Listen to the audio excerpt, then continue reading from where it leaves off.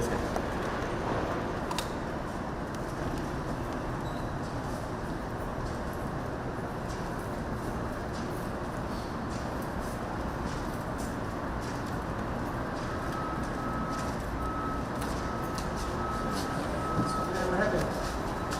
Any comments? Any comments? What happened? Start keeping the keys up. Got anything to say? Comments, sir? Did you do it? Have a chance to talk.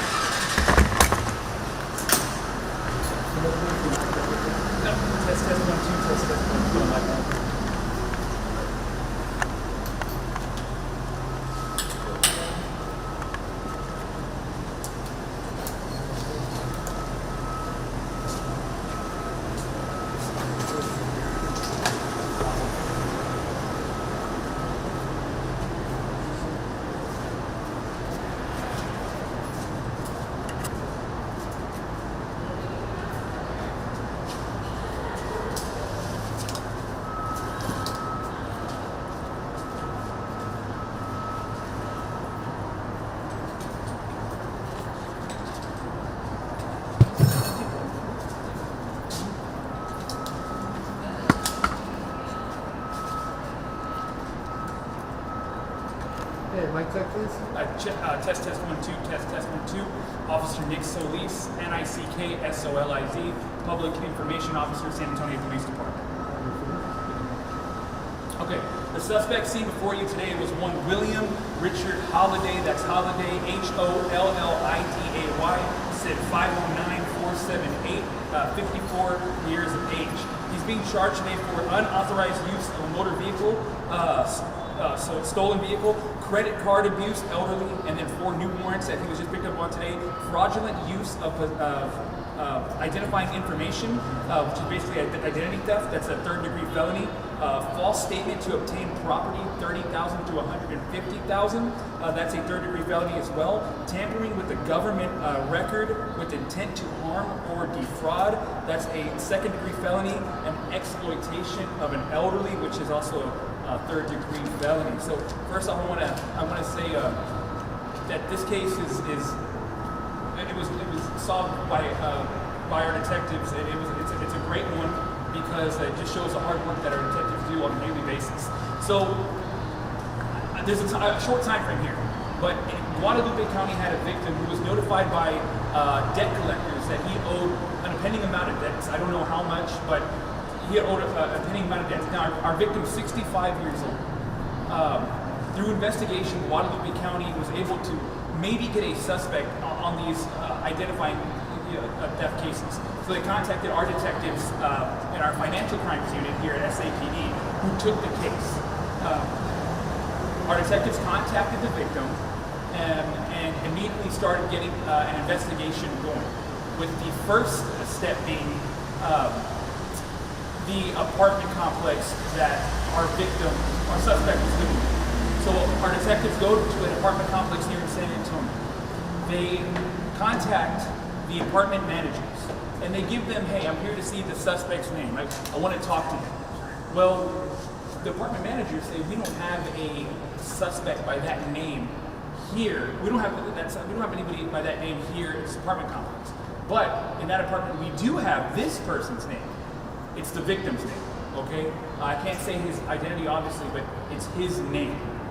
So now we have a suspect living rent-free in the name of a victim in his apartment. in an apartment complex. So that's our first charge there. Now our detectives keep digging and keep digging. Well, obviously that's not him. How did they pay for it? We don't know. So a little while later, our suspect is picked up on separate warrants on a traffic stop, maybe a week ago, on separate warrants. Our detectives get that body cam footage, and they see that our suspect's driving a vehicle. It's a 2021 white Mercedes Benz. Our suspects run that plate because it's a temp tag. That plate comes back in the victim's name, but it's being driven by the suspect. So now we have the suspect living in an apartment in the victim's name and driving a vehicle in the victim's name. So our detectives, do more investigation, then now go back to that dealership that vehicle was bought. And our detective is able to, and he asked the dealership, how did he purchase this vehicle? This is not him. Well, they get the copies of the driver's license provided by the suspect. And on that driver's license is the suspect's picture with the victim's name. So that's a fictitious driver's license. So this is just, our suspect is basically living in the victim's name. So currently, that's what's going on there. So today, we now have probable cause. What's happening? Our rapid response team, along with our detectives, they trail the suspect. They get an identifying location on our suspect. They follow him to various points of the city, in which at one point he stops at a local grocery store here in San Antonio. He buys groceries, leaves. We stop him, take him into custody on these warrants. On him, it was proven that he used a credit card in the victim's name. So in total, what detectives believe right now, they believe that our suspect has 66 fraudulent accounts tied to this one victim. And so it's obviously it's terrible, but it's also really good detective work that our detectives were able to backtrack through investigation and get this guy in custody. Detectives also wanted me to give a PSA on how not to become a victim of this. Now, in this case, we know how our victim became a victim of this identity theft. It was through his mail was somehow forwarded to this suspect's previous address. We don't know how, obviously, but it was. So just always make sure your mail is secure, never gets forwarded without your knowledge. Always carry your wallet, your phone. Don't leave it in a car or any facility. Anything with personal info, never throw away.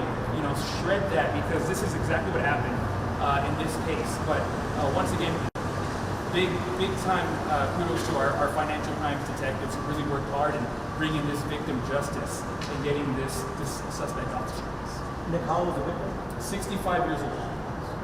Use the victim's information to obtain a driver's license, or was it fake? It's a fictitious driver's license, but the victim's name was on it, and it looked real enough to where he was able to purchase not only a car, he was able to purchase, rent an apartment. He had his social security number, everything you could think of. So yeah, tied back to 66 fraudulent accounts. Was the driver's license number fictitious or the? It was the victim's driver's license number. He also had a Lone Star card in his name as well. So it's just the suspect was, this is just a bad thing. Did you stick to a federal case? That I don't know. Right now it's here, but I don't know at the time. It could, just depending on the mail. Yeah. How many of these cases do you see? Well, these are common. Obviously, it's unfortunate they happen a lot, but when it coming around like this full circle, getting the guy in custody, I don't know if that's rare because our detectives do a good job, but it definitely feels good to see one of these people, these suspects in custody for these kind of crimes, what we call white-collar crimes. Any signs, telltale signs that somebody might know something's off in their crimes? Well, in this case, the only reason the victim knew that this was happening is because the debt collectors were calling him night and day. Saying, hey, you're delinquent on this account, you're delinquent on this account. But he never had accounts, so that's the only way he was able to find out. And by that, he contacted the Guadalupe County Sheriffs, who they did some investigations too, but they realized the suspect person of interest at that time may have lived in San Antonio, and so they passed it down to our financial crimes unit. Yes, sir. This was your financial crime? Financial crimes unit, yes, by college. Yeah. All right, thank you. Was it good? Yeah. Yeah, it's a little Oh, you're good. Yeah. What happened to the car and all that kind of stuff now? Like, Yeah, it has to be over. To be honest, I don't know. I don't even know that that's a seizure. no worries.